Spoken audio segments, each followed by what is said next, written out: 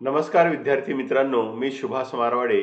आज आपण या व्हिडिओमध्ये पूर्व माध्यमिक शिष्यवृत्ती परीक्षा इयत्ता 8वी वरती संख्या रेषा म्हणजे काय आणि संख्या रेषेवर आधारित जे उदाहरणे येणार आहेत त्यांचा अभ्यास करणार आहोत। चला तर मित्रांनो, आज आपण या व्हिडिओमध्ये संख्या रेषेविषयी माहिती बघूया। सर्वप्रथम आपण संख्या रेषा म्हणजे काय ते बघूया।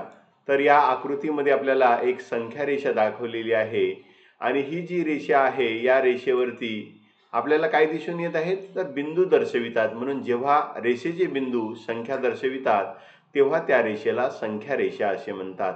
यामध्ये तुम्ही निरीक्षण केलं तर तुम्हाला दिसून येईल की इथं मधोमध ओ हा बिंदू दिलेला आहे आणि त्यावरती काही जे इंग्रजी अल्फाबेट आहेत ते दिलेले आहेत। ए आहे, डी आहे, बी आहे आणि सी आहे आणि त्यांच्या खाली आपल्याला ह्या संख्या रेषेवरती संख्या दर्शविलेल्या आहेत।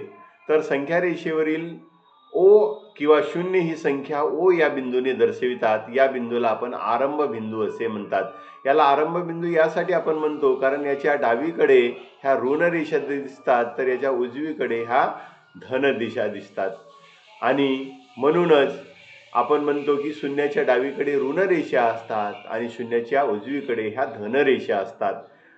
कधी कधी आपण यामध्ये असं काही असा पण विचार येतो की डावीकडे काय आहे उजवीकडे, तर ते शून्याच्या, कारण शून्य हा संदर्भ आहे आणि शून्याच्या डावीकडे काय आहे, शून्याच्या उजवीकडे काय आहे, अशा पद्धतीनं आपण बोलताना बोललं पाहिजे। तर आरंभ बिंदूच्या म्हणजे शून्याच्या उजवीकडे जे असतात हे उजवीकडे धनरेषा असतात आणि डावीकडे ऋण रेषा असतात।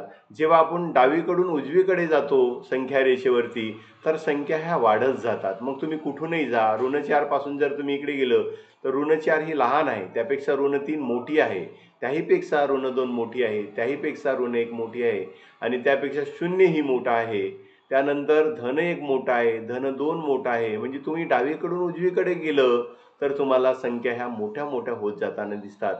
उलट पक्षी जर तुम्ही उजवीकडून जर डावीकडे गेलं तर ह्या संख्या कमी होत जातात। When we grow from the left to right, the number goes on decreasing, but when we go from the right to left, then the number goes on decreasing.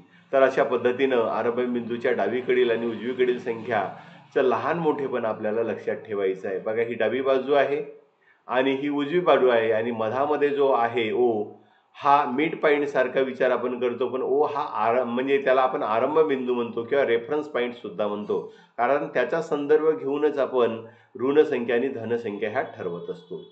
चला तर दुसऱ्या संख्या रेषेवरती मग आपल्याला परिमेय संख्या, सर्व परिमेय संख्या आणि अपरिमेय संख्या सुद्धा दर्शवितात येतात किंवा दाखविता येतात।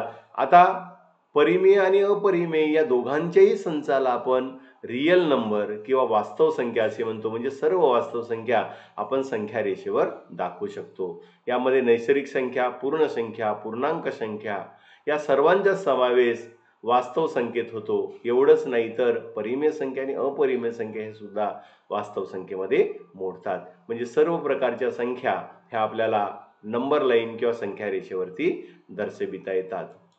आता यामध्ये आपण बघणार आहोत की ही संख्या रेषा दाखवलेली आहे। आताच तुम्हाला सांगितलं की चढत्या क्रमाने आणि उतरत्या क्रमाने कसं असते, डावीकडून जर तुम्ही उजवीकडे गेलं तर संख्या ह्या मोठ्या मोठ्या होतात जातात, म्हणजे चढत्या क्रमाने येतात, तर डावीकडून उजवीकडे गेलं तर संख्या ह्या लहान लहान होत जातात आणि म्हणजे ते डिक्रीज होत जातात, म्हणजे उतरत्या क्रमाने लिहिलेल्या असतात।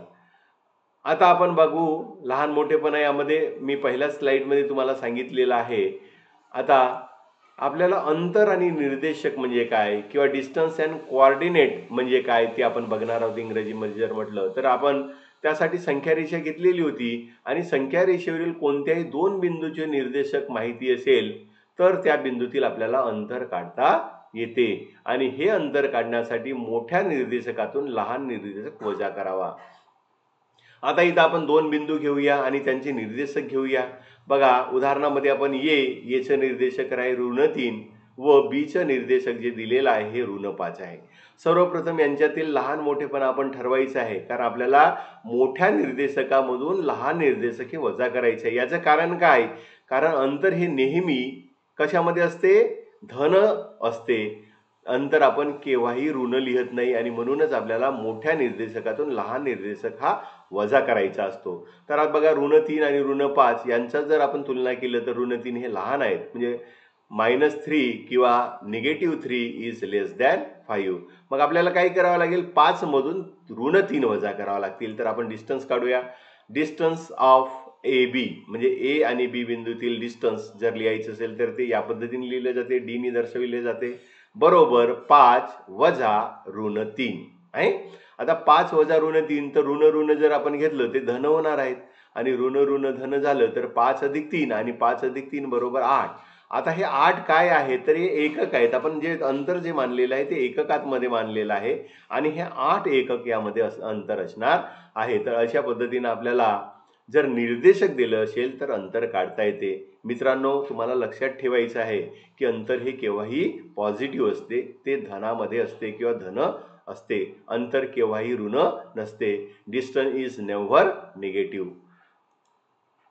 म्हणजे ए आणि बी मधील अंतर हे 8 एकक आहे. आता धन्यवाद मित्रांनो, यामध्ये आपण संख्या रेषा, निर्देशक, अंतर कसे काढतात हे सर्व बघितलं. तर इथंच मी थांबतो आणि आपला हा व्हिडिओ इथंच थांबवतो. यानंतरच्या व्हिडिओमध्ये संख्या रेषेवरची आधारित जी उदाहरणे आहेत ती आपण बघणार आहोत आणि त्यांचा सराव सुद्धा आपण करणार आहोत. Thank you and thank you to all.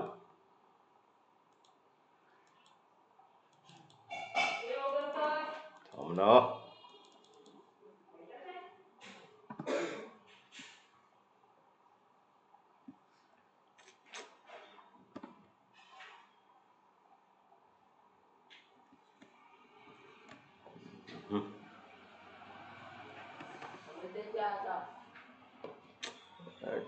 झालं जाम.